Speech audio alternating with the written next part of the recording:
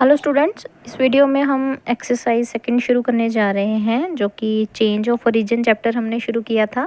तो उसकी एक्सरसाइज जो है सेकंड शुरू करेंगे। तो एक्सरसाइज सेकंड, फर्स्ट एक्सरसाइज में हमने शिफ्टिंग ऑफ ओरिजिन सीखा था कि ओरिजिन अगर शिफ्ट हो जाए पर एक्सिस वही पैरेलल रहे। मतलब पिछली एक्सरसाइज में हमने सीखा था कि जैसे जो ओरिजिन पहले यहाँ पे था, एक्स एक्सिस ये था, वाई ये था, तो अगर ओरिजिन को शिफ्ट करके आगे ले जाएं या इस तरफ किसी भी तरफ ले जाएं, कहीं भी ओरिजिन शिफ्ट हो गया पुरानी जगह से नई जगह पे, पर एक्सिस पैरेलल ही रहेंगे। मतलब एक्स एक्सिस के पैरेलल ही रहेगा एक्स एक्सिस। तो ये एक्स डैश नया वाला एक्सिस और ये वाई डैश नया वाला एक्सिस वाई डैश वाला। ठीक है, ओरिजिन शिफ्ट होने से एक्सिस के एंगल में चेंज नहीं आया, एक्सिस वही पैरेलल हैं। तो जैसे पहले वाई जिस डायरेक्शन में था उसी में वाई अभी भी है, एक्स डैश जिसमें था एक्स डैश भी उसी में है। तो ये था चेंज ऑफ ओरिजिन। तो इसमें फॉर्मूला क्या होता था, X equals to X dash plus H and Y equals to Y dash plus K. जहाँ पे एच के ओरिजिन शिफ्ट होता था, एक्स डैश वाई डैश नया पॉइंट होता था, न्यू कोऑर्डिनेट्स, और एक्स वाई ओल्ड कोऑर्डिनेट्स होते थे। आज जो हम एक्सरसाइज करने जा रहे हैं उसमें एक्सिस तो अपनी जगह, एक्सिस जो है उनकी रोटेशन हुई है। मतलब पहले एक्स एक्सिस इस तरह से था, ये वाई एक्सिस, ये ओरिजिन था, ओरिजिन अपनी जगह पे ही है, बस एक्सिस को थोड़ा रोटेट कर दिया गया है। मतलब ओरिजिन अभी भी यही है, बस जो एक्स एक्सिस था अब यहाँ था वो अब यहाँ हो चुका है, मतलब ये एक्स डैश, और जो वाई डैश वाई पहले यहाँ पे था अब नया उसके परपेंडिकुलर बिल्कुल वाई डैश यहाँ पे होगा। ठीक है, तो ये हमारे नए वाले एक्सिस बन जाएंगे, ये वाले है ना। तो ये मेरे नए एक्सिस बन गए। अब इसका एंगल कितनी रोटेशन हुई, मतलब पहले जो थी एक्स यहाँ पे था उसको मैंने थोड़ा आगे की ओर लेके चली गई, तो इसका मतलब एंगल कितना आगे बढ़ा, थीटा। अगर थीटा यहाँ से ऊपर की ओर गया तो इतना ही थीटा यहाँ बाहर की ओर भी जाएगा, है ना।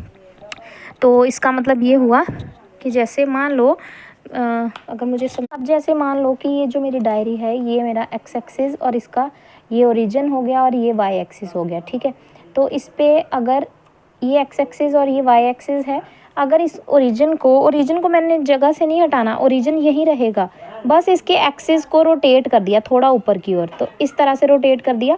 अब पुराना एक्सिस और नया एक्सिस होगा ये वाला। ठीक है, ये हो गया मेरा नया एक्स डैश, ठीक है ये, और इधर को ये होगा वाई डैश।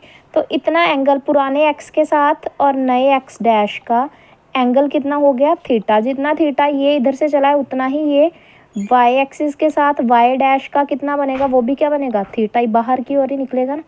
तो जितना रोटेशन इतनी बाहर की ओर हुई उतनी ही नीचे से उठ के यहाँ तक आएगा। तो मतलब इसको बोलते हैं रोटेशन ऑफ एक्सिस, की एक्सिस को सिर्फ रोटेट किया गया है। शिफ्टिंग ऑफ एक्सिस जो पिछली एक्सरसाइज थी उसमें हम जगह ही शिफ्ट ही करके यहाँ पे ले आते हैं बिल्कुल पैरेलल।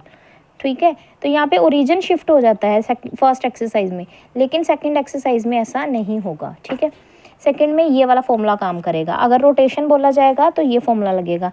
आपको कैसे दिया होगा, थीटा आपको गिवन होगा, जैसे कि कुछ क्वेश्चंस आपको मिलेंगे एक्सरसाइज में।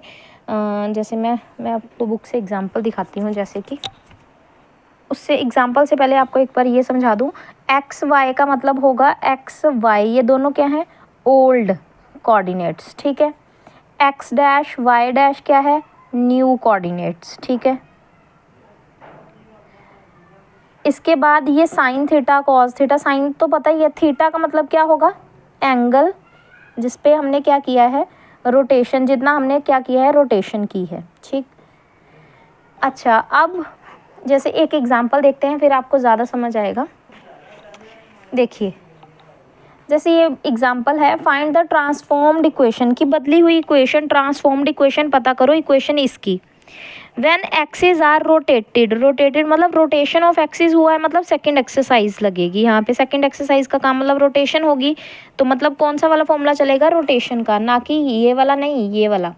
ठीक है, क्योंकि एंगल की रोटेशन हुई, कितने एंगल की रोटेशन हुई है, थीटा एंगल की। थीटा एंगल कितना मेरा 45 डिग्री, तो थीटा कितना है 45 डिग्री। यही फॉर्मूला जो मैंने अभी आपको समझाया, ये फॉर्मूला और ये फॉर्मूला ये लगाया, X equals to X dash cos theta minus Y dash sine theta. Theta की जगह पे थीटा की वैल्यू पुट कर दी, और कॉस थीटा की वैल्यू कितनी होती है, कॉस 45 की वैल्यू 1/√2।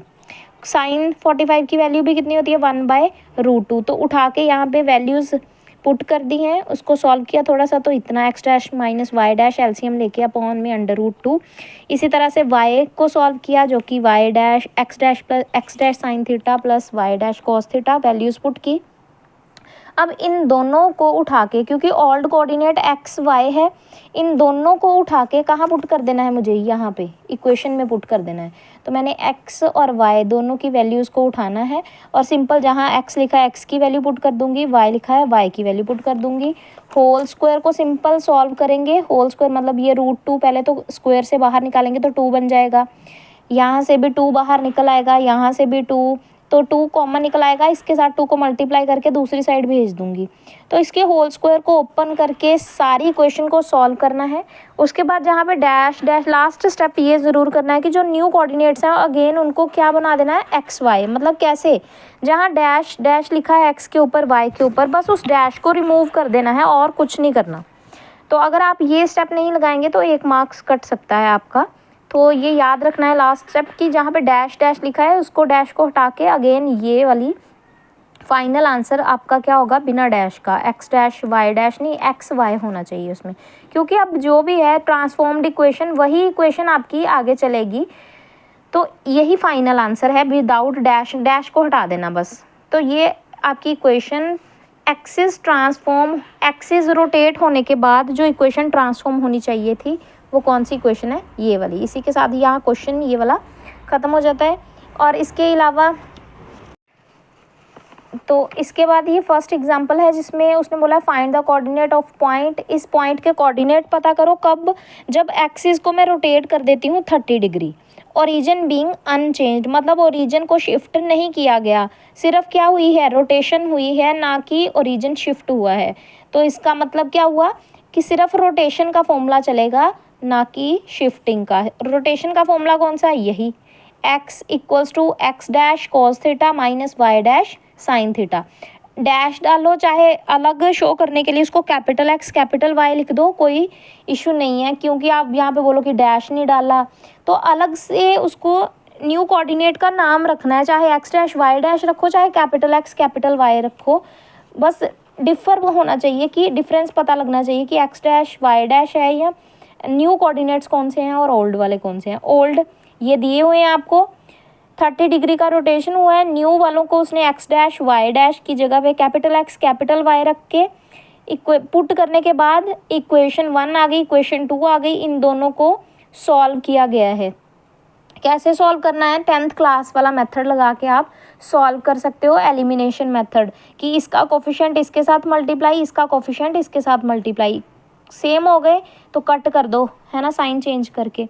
या फिर आप क्या कर सकते हो कि बुक में ही आपको ना अगर एक्स डैश वाई डैश का भी फॉर्मूला दिया है, एक्स वाई निकालने के बाद एक्स डैश वाई डैश का भी फॉर्मूला दिया हुआ है, इसमें पुट करोगे तो आपके पास डायरेक्ट आंसर आ जाएगा। लेकिन कंडीशन ये है कि अब ये आपको क्या करना पड़ेगा, लर्न करना पड़ेगा। लर्न करने के लिए आपको टेबल दिया हुआ है ओल्ड वाले, इस हिसाब से एक्स वाई, इधर x dash Y dash, cos theta, cos की differentiation minus sine theta, sine की डिफ्रेंसिएशन कॉस थीटा। तो अगर इससे मैं फॉर्मूला ड्राइव करूँ तो एक्स किसके इक्वल आएगा, X dash into cos theta minus Y dash into sine theta, y equals to X dash into sine theta plus Y dash into cos theta. और इसी से अगर मुझे x डैश निकालना है, अगर x डैश निकालेंगे तो खुद सोचो, अगर मुझे x डैश निकालना है, इससे x डैश निकालना है तो कैसे, इसको इसके साथ मल्टीप्लाई, इसको इसके साथ मल्टीप्लाई और ऐड, मतलब x dash equals to x into cos theta plus y into sine theta. ठीक है, तभी ये फॉर्मूला बना है ये। और y dash equals to x into minus sine theta, मतलब x into minus sine theta मतलब minus x sine theta plus cos into y मतलब y कॉज थीटा। इस तरह से रो को रो वाइज उसके कॉरस्पॉन्डिंग एक्स वाई के साथ मल्टीप्लाई करके और ऐड कर देना होता है। तो इस तरह से आपके पास फॉर्मूलाज बन जाते हैं। देखो चाहे फॉर्मूला याद कर लो डैश डैश का, और फिर डायरेक्ट पुट कर लो तो इजी रहेगा। नहीं करोगे तब भी कोई बात नहीं, एक फॉर्मूला एक्स वाला वाई वाला याद रखो, ओल्ड से न्यू वाला, उसमें पुट करके बस ये है कि सॉल्व करना पड़ेगा। इक्वेशन सॉल्व करने के बाद इस तरह से आप एक्स और वाई का कोऑर्डिनेट फाइंड कर सकते हैं।